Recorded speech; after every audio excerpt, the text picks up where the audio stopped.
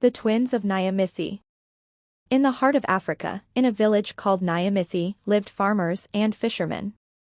The village was known for twin girls, Amina and Amara, who everyone feared. They were born on a stormy night, and their mother, Abina, died during their birth, leaving their father, Kwame, to raise them alone. From the day they were born, strange things started happening. The cows stopped giving milk, crops dried up, and the river, once full of fish, became empty. The villagers whispered that the twins were cursed and brought bad luck. But Kwame loved his daughters and didn't believe the rumors. He took care of them and taught them about the land, the river, and their late mother. As the girls grew, they became very beautiful. They had dark eyes that seemed to see into people's souls and long, flowing hair. But their beauty didn't win the villagers' hearts. People avoided them, crossed the street when they saw them, and whispered prayers. Amina and Amara were very close and understood each other without speaking.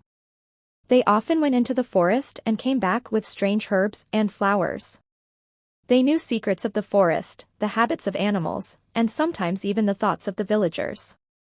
One day, they found an injured bird with a broken wing by the river. Amina gently picked it up, and with Amara's help, they made a splint from twigs and leaves. They sang to the bird, and by the next morning, it was healed and flew away. People started noticing other strange things. A sick child was healed after the twins visited, and a barren woman became pregnant after taking a potion from them. Instead of being grateful, the villagers' fear grew. They believed the twins had dangerous powers. One night, a fire broke out in the home of the village elder, Kofi. The flames consumed everything. The villagers tried to put out the fire, but it was too late. Kofi's wife and children died in the blaze. Overcome with grief, Kofi accused Amina and Amara. "It was them," he cried. "They brought this upon us." The fearful villagers quickly believed Kofi. They gathered torches and weapons and went to Kwame's house. Kwame stood at the door, protecting his daughters. "Leave them alone," he shouted. "They have done nothing wrong." But the mob seized the twins and dragged them to the village square. "Burn them," someone shouted. "Rid us of their curse." As the fire was lit, a storm rolled in. Lightning struck, and thunder roared. The villagers hesitated, but their fear drove them on. As the fire grew, Kofi's voice rang out. "Stop," he cried. "I was wrong." The villagers turned to see Kofi with tears streaming down his face. "The twins are not cursed," he said. "They are blessed. They saved my life. I was supposed to be in the house, but Amina and Amara warned me of the fire in a dream. I did not believe them, and my family paid the price." The villagers, stunned, looked at the twins, who stood unafraid amidst the chaos. The storm intensified, and the rain poured down, extinguishing the flames. The twins, their clothes singed but unharmed, stepped forward. "We never meant to bring harm," Amina said softly. "We only wanted to help." Amara nodded. "Our mother's spirit guides us. She was a healer, and she passed her gift to us." The storm began to calm, and the villagers, filled with shame and regret, lowered their torches. Kwame stepped forward and embraced his daughters. "They are not to be feared," he said. "They are a part of this village, and they have only ever tried to help." Over time, the villagers' fear turned to respect. Amina and Amara continued to use their gifts to heal and help those in need. The village of Nyamithi prospered, the cows gave milk again, the crops flourished, and the river teemed with fish. The twins remained a mystery. Some believed they were touched by spirits, others thought they were simply wise. Whatever the truth, Amina and Amara became the heart of Nyamithi, their presence a reminder of the power of love, understanding, and family. Years passed, and the twins grew into women. They never married, choosing instead to dedicate their lives to the village. They built a small clinic on the edge of the forest, where they cared for the sick and taught the young about the healing power of nature. One day, a traveler named Django arrived in Nyamithi.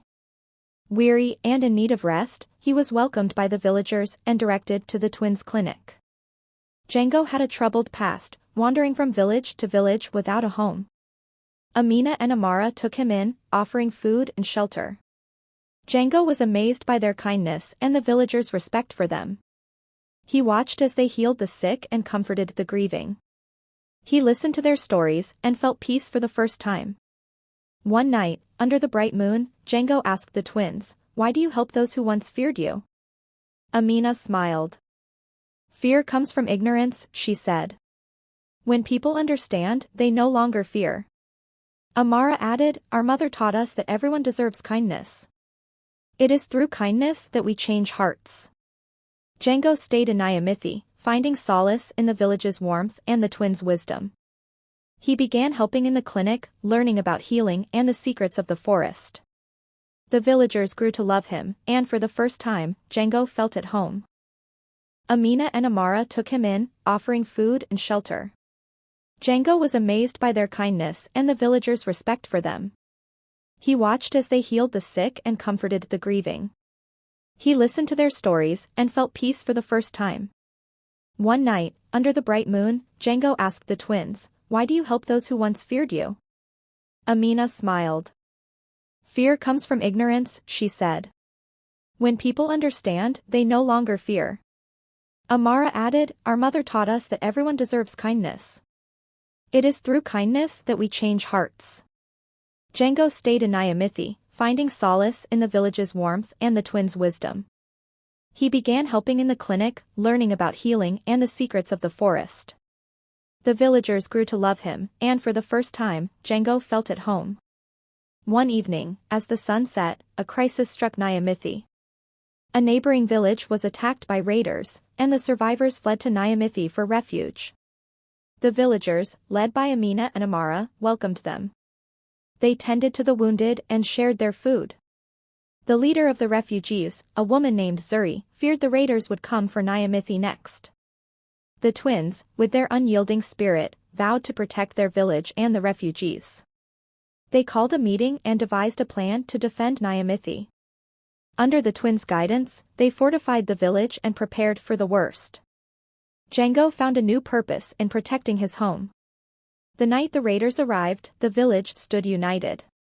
The twins led the charge, using their knowledge of the land to outsmart the attackers.